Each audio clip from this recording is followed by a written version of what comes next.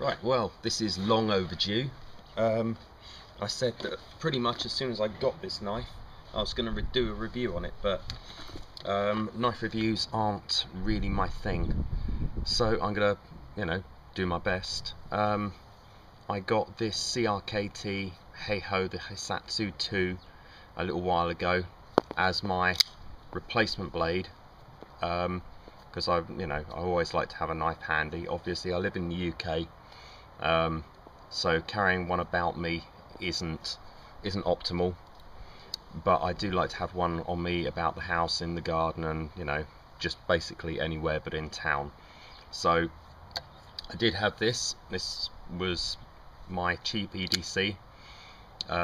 Obviously, it looks a little bit more like a dagger or a knife meant to do mischief, which I suppose it's okay if it's practical, but the steel is soft and cheap, and I didn't, as much as I love it, it had to be replaced because I carry a knife for practical reasons, not because I want to hurt anyone. So that that got swapped out in favour of this. This is definitely the best knife I've had in many years. It's a spring assisted liner lock knife, obviously with a few other bits and bobs, but the spring assist means that although it isn't an automatic knife, all you need to do is to put pressure on the thumb lock, and at some point around here the torsion bar takes over and flicks it into place. So you have to deliberately open it, but it's not that hard to do. It's definitely harder to open, weirdly enough, than this. The difference is that you get a much harder lockup with this, with the spring assist and the decent liner lock. There's no way that's folding back on your fingers, and because of the way that this knife is, you've got this as well, which is it's the patented lock system, or in other words, when you push this forward, it slides a piece of metal there, don't know if you can see that, in front of rather to the side of the liner lock, which means that even if you do slip, that liner lock's not coming out the way. It's there. It's very hard to accidentally slip that down and slip that across. So it's that extra amount of safety. I don't use my knives for hacking at things. It's normally little bits and pieces. It's paper, plastic, maybe a little bit of whittling, cutting open bottles or whatever. But if I did want to do something with this knife that involved a lot of force, then that would come in handy. It depends what you're going to be using it for. Now, this knife was designed by James Williams. He's ex-forces from what I can work out, and therefore his blades tend to be a lot more practical for that sort of reason. You can see that in the fact that this pocket clip here, the curve of the pocket clip comes all the way to the top, and it doesn't sit down here. Some of his knives do, but this one doesn't, and that is basically so that when it is sat inside your pocket, the top of the knife isn't poking out. It also means that you can tuck it in, like in the front of your trousers, and then pop your t-shirt over it, and it's perfectly well concealed. This is useful in the UK, or I would imagine, because you don't want your knife to be on show, because if the blade locks, you can't take it out. We're a bit retarded like that over here. So the fact that it locks that turns it into a weapon that I can't take out of the house without very good reason. It's 3 inches long, or approximately, which is the UK legal length. If I was that worried about it, if it didn't actually lock and I wanted to take it out, I could take 0.1 of an inch off and it would be okay. But because I like my fingers, and I don't want it to fold back on me, therefore it's got a lock, I can't. Now this clip, as I was saying, it's actually got this little bit here. It's a blanking plate with some screws. You can take that out and you can swap that onto the other side, and then you put the blanking plate on the other side. So although that makes you think that you've got your ambidextrous carry, I mean, this thumb disc will allow you to open it with your left hand, but of course if you want to close it with your left hand, you have to rotate the knife, and you know, it's a little bit, it's much easier to do it right-handed, but that's the plague of liner locks. That's what you get. Thumb disc is adequately big.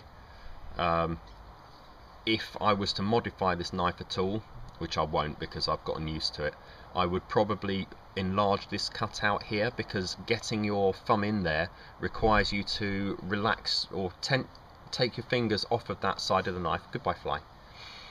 And it's awkward. You'll find as well, when you're getting used to it, you're doing this and your thumb will catch the knife, but it will catch it about there, and it will slow it sufficiently the knife won't open, which when you get used to it is okay. But the pivot pins are massive, so you've got no worries about any twisting within normal parameters, loosening that up. And this knife is as tight as the day I got it, which is fantastic, because I do abuse my knives, even though I only really use them for light cutting. Everything's put together with Torx, I believe. Is it Torx or Allen? It's Torx, yep. Which means that you can take it apart if you want. Actually, while we're on that, the torsion bar, this little spring bar here, piece of heat treated steel, when it catches the back of the knife there, it flicks it open. If you don't want that, if you want it to just be a normal folding knife, you can actually take out a little screw there and remove the torsion bar. So you can turn that into a normal non-spring assisted knife, depending on where you are. But I'm assuming that if your country doesn't like spring assisted knives, it probably doesn't like lock knives either. But yeah, scales are G10. They seem to be fairly resistant to abrasion. They are showing signs of wear and tear, but not that much. All in all, this is a fantastic little blade. It's got a little James Williams stamp there and CRKT whatever, but it's no longer shaving sharp, but it was when I got it, and it's been through a fair amount of abuse. It took probably a few weeks, a couple of weeks, 2-3 weeks, something like that anyway, to lose that shaving sharp edge. Can't remember what I was doing. It's probably cutting cardboard. You know how that tears into a blade anyway. But the steel is, well, this isn't the Oz 8 variant. This is similar. I think it's 8CR14 MOV. God only knows what that actually means in terms of its chemical makeup. But it's comparable. It's better than Oz 8, and it's I believe it's better than 440C, but not by very much. If you're going to order one of these in the UK, then it's probably going to set you back about 50 quid. I've seen them cheaper if you get them from abroad, but then you've got to pay post and packing and worry about customs. Not that there'll be any problem, because it is legal, but the convenience of buying it from the UK is not to be underestimated. I would recommend this knife to someone who wants to do normal day-to-day stuff. I would not recommend it as, for example, a bushcraft knife. I wouldn't recommend it for heavy work. If you're in a country where carrying a knife for self-defense is useful and legal, I meant legal, then yes, this is definitely I would say a viable backup weapon. It's small enough to be carried, and it's fast enough to open that, but I don't have to deal with that on a day-to-day basis, so I'm not the person to speak to for that sort of thing. The blade geometry is actually modelled after what I believe to be an old Tanto style. The Fukura here is almost Fukura Carrero, or I'm not entirely sure if that's pronounced right, but it's almost, it comes all the way up here and then all of a sudden tapers very definitely down. That's seen in a style of Tanto called Osaraku Zakuri, and there is actually, if you run your finger along here, a geometric change it's not very pronounced, but it's definitely felt, which is a nice touch.